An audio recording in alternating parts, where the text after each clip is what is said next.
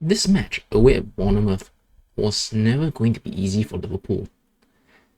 And it's not even one of those potential banana skin type matches.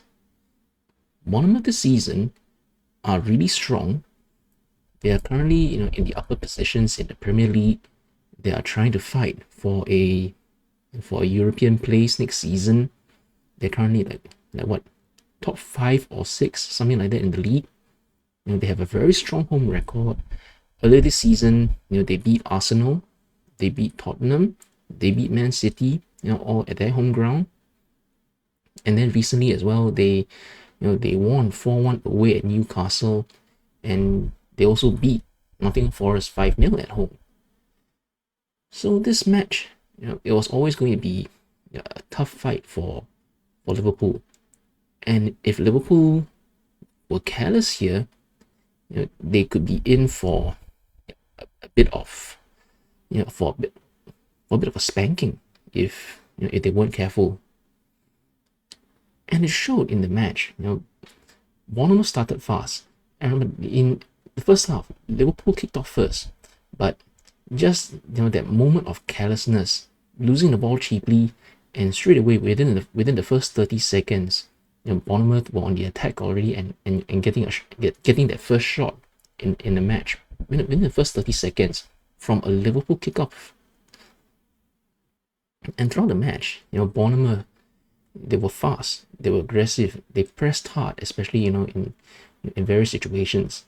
It felt like every time a Liverpool player had the ball, there'll be like 2 or 3 Bournemouth players surrounding him, taking turns to kick him, to chop at him, to try and get the ball back. It was the kind of physical match, physically aggressive, and Liverpool had to match that level of physicality. And in some parts, some players did and some players did not, sadly. And the thing is, Liverpool rested almost all of their starting 11 during the midweek match, during the midweek Champions League match away in Netherlands. I think Gakpo and Robertson were the only regular starters who played that match in the Champions League. The rest didn't even travel. They weren't in the squad. They weren't on the bench. They didn't travel. So they had a whole week's rest. So it was quite strange to see some of the players not being able to stand up for the fight in a physical sense. A couple of players were quite guilty on a number of occasions, and not just of the lack of physical challenge, but also a number of times, like a loose touch or loose control, miscontrolling the ball, and all of a sudden, and just like that, when they miscontrol the ball, that split second, and suddenly the Bournemouth players is right on them again, just stealing the ball, forcing the turnover and going on the attack. Alexander-Arnold on a number of occasions in this match, loose touches, loose control, loose passes, losing the ball on numerous occasions, or sometimes just or even unaware of where his opponent was, and giving them like a free hit or a free run or whatever, things like that. And then even Szoboszlai on a number of occasions. Szoboszlai has been playing well for a number of months, right? Especially in terms of his physicality, his running, his running power, especially his runs on and off the ball, sort of connecting midfield to attack. He's had a number of good games this season, but this was not one of them. Also a few times, again, loose touch, loose control, losing the ball, or a couple of times in the match where he has options, but somehow indecisive or whatever. One moment that stands out in particular is late in the second half. Van Dijk gets the ball, he makes the run forward with the ball, he's running into the opposition half, he's making the charge forward.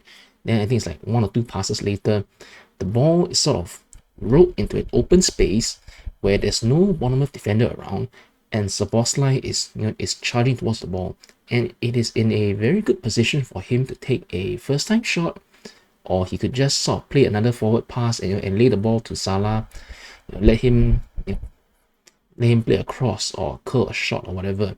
But in the end, he got to the ball, he didn't know what to do with it, and then he fell over. And it's sort of like was one of those kinds of days for Szoboszlai. It's that kind of where somehow indecision reigns supreme in a sense. And even Diaz had a couple of couple of moments in the match, and Diaz, his close control, his close control with the ball has always been excellent. The way he can dribble in tight spaces, to get away from 2 or even 3 players. Superb close control. But even he had a couple of moments where, I don't know, he missed control or lose touch, or somehow I think maybe even falling over before the ball even got to him. That kind of situation.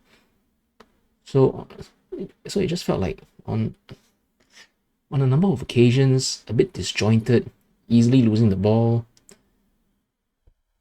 But then, Liverpool definitely were not the dominant force in this match. It was quite 50-50, in many ways.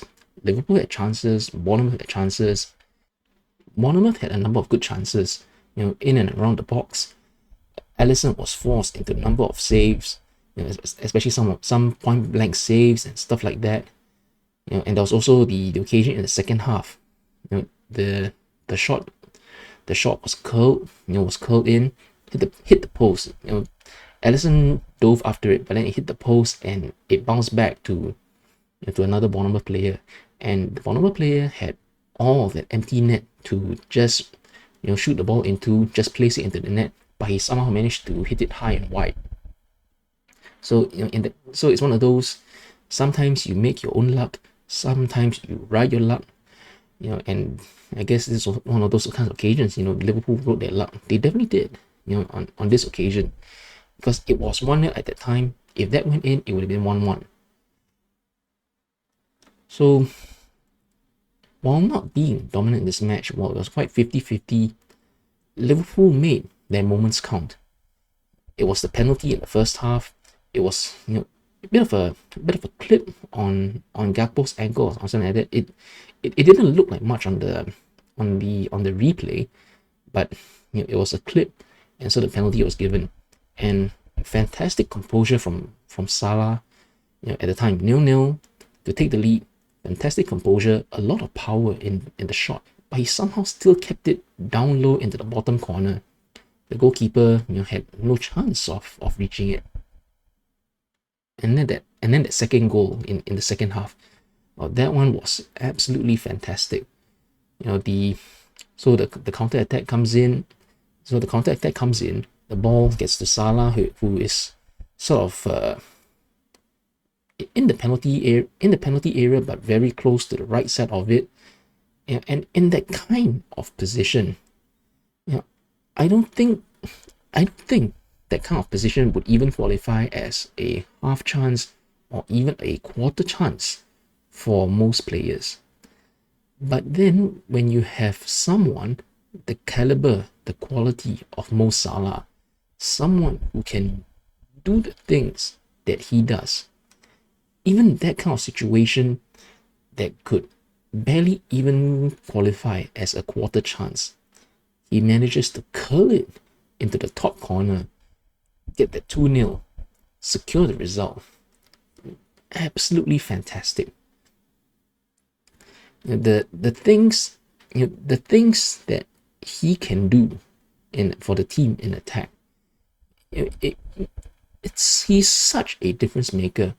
He's the difference maker between a loss and a win, or a draw and a win, or a nervous win and a more secure, comfortable win. And just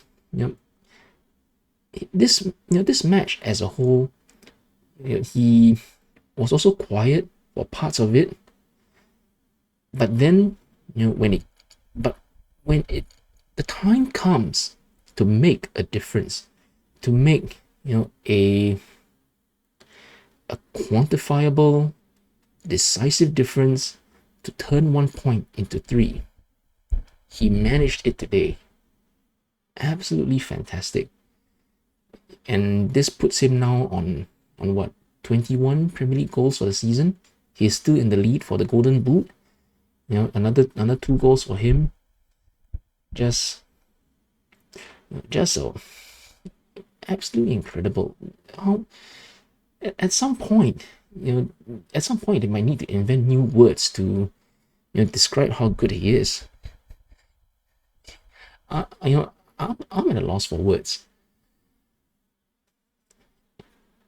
Of course, there's still the whole contract thing going on, whether there'll be a new contract for him, for Van Dijk, for Alexander-Arnold, and just really, really hopefully, there will be a new contract just waiting for Salah to sign, because he is still so good, he is still so fit, and I feel like he can still be that decisive difference maker, that decisive winner for Liverpool for the next few years. As far as this year goes, he is still one of the key players propelling Liverpool, towards the league title, and hopefully there will be that medal or a few medals waiting for him to wear at the end of the season.